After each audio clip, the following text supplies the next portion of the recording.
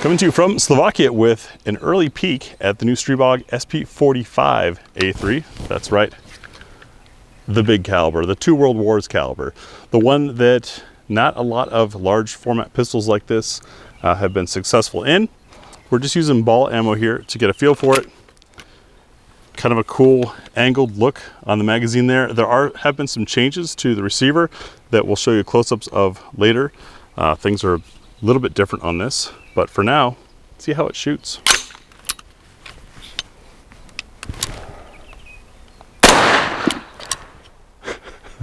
Quiet. Did you hear that thump of the round hitting? That is surprisingly soft. You know, 45 is a lower pressure round, but because it's so big, usually you get whopping recoil. This stock isn't offering any absorption, but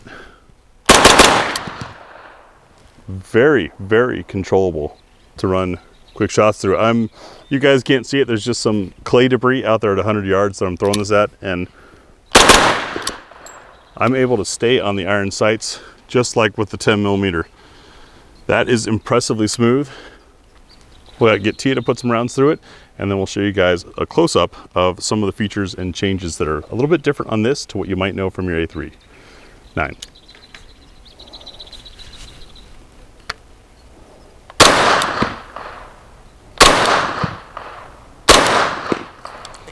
I love iron sights because they're accurate and I can get instant feedback. And the fact that it's staying flat and being able to roll through those.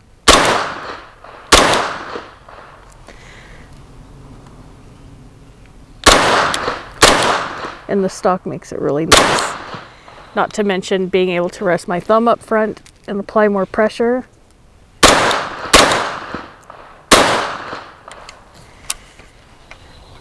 I'm enjoying this. This makes shooting a larger caliber a lot more pleasant. I'd say this is almost more fun than the 9. Because you're getting... I would say so too, just because you feel like you're shooting something. It's not just... Yeah, it's sort of like when you go to 308 from 5.56, you know you're firing a round. Well, that's a little extreme, but yes. All right. And here we've got the SP10A3 as an example. Now what I show you feature-wise is going to apply to both the 10 and the 45. Just needed one to show it, but some of it is a little bit different than the SP9A3s you might be familiar with. Starting out up front, I do want to say this muzzle brake, which is one of Graham Power's, likely not to be in the US. You're probably going to see a thread protector because, well, ATF. Looking at the handguards rolling over to the top, you'll see that front sight that we were using to shoot from, if I can get this to focus for you, is tucked in nice and low there, so it's not going to snag on anything. It is metal and adjustable, and it corresponds with the rail. Now I'm losing it. There we go. That rail right there that looks like, to me, it'll probably still function as a pick rail if you wanted to put something over top of it, is your rear sight. So you've got a nice fine window there and a very fine front sight post that in our shooting today worked great, and with this thing staying so level we weren't losing it, so it was pretty nice. Now a lot of you are going to want to put red dots or optics on top, but keep in mind that adds weight. So when you want something that's lightweight and quick handling, shaving a couple ounces can be nice. Shown clear, and you can see this chamber looks, or not the chamber, but this area inside looks considerably bigger. Drop the bolt from the other side. There we go. And coming down to the lower receiver, you notice a slightly different texturing on the front here. We still have a flared mag well. Magazine release is Ambi Plus. So I don't know if this is maybe something that'll work for some of the folks in Portland or whatnot, but you can go 3 ways on this one. Push button from either side, or using the lever tab below, which is pretty cool. We've got the improved trigger that came out on the A3s a while back in the US. And then the grip texture has also changed a bit. I noticed in wrapping my hands that my fingers fall perfectly onto this texture pad.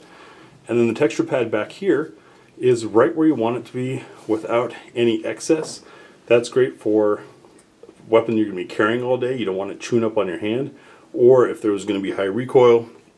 But as we already proved at the range, these things don't shoot like a 10 mil. They're actually quite comfy. Field stripping is the exact same procedure that you're familiar with from the A3s. Popping a pin, pivoting the lower down, dropping your end cap, brace, or stock, and then out comes this buffer assembly. You see we've got the roller delay, roller lock.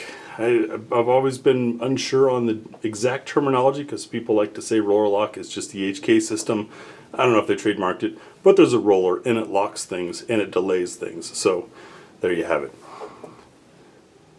Beefy bolt appears to be one piece carrier versus having the maybe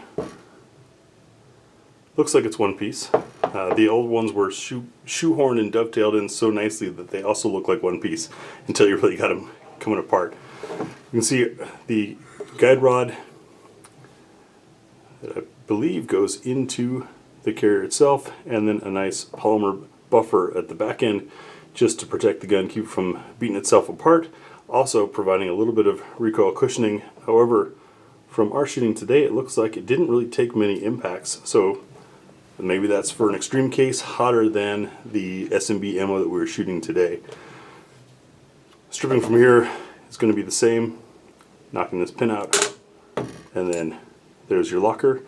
It's a little bit longer than before, maybe helping add some bolt mass. And for those of you with complaints or concerns about the way some of the earlier 9mm had their guide rods set up, you can see this rod is holding the captured spring. It's altogether a telescoping system, so you're not going to have any wandering going on there. The other part I wanted to show you was the left side of the lower receiver. You notice we've got a change to the bolt lock and release, more like traditional AR, just minus the ping pong paddle, if you will. Lost the ambi side, probably because all this has to be a bit bigger here. But it really doesn't matter, because with the charging handle on the left side, as you bring the charging handle back, your thumb is right there to hit it to lock open if you wanted to lock open without having an empty magazine. Pretty easy. This is what we have and know so far. What we see in the US soon should be interesting. Wanted to give you guys a sort of sneak peek since we had the ability to. Thanks for watching.